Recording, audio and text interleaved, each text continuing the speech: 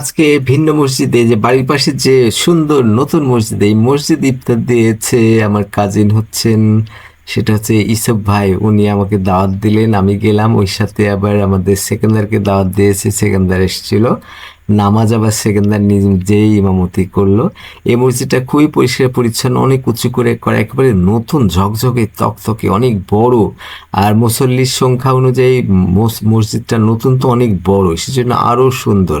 এই যে সেকেন্দার, সে কিন্তু এই নামাজে ইমামতি করে। সে আবার আজান দিলে আবার আস্থা, অনেকেই বলে যে তার আজান খুব পছন্দ, সেই কথাও জানি। সেখানে যে পিচ্ছিদের আসলে মজাই আলাদা। এই যে এইসব ভাইয়ের নাতি, এটা ওদেরই ইফতার। এই ইফতারের আয়োজনে খুবই ভালো লাগলো। পিচ্ছিরা কয়েকজন ছিল, তারা খুব মধুর, এবং লিলু ছিল, আরো সবাই ছিল। একেবারে পরিষ্কার পরিচ্ছন্ন, চকচকে ঝকঝকে মসজিদ, খুব সুন্দর মসজিদ।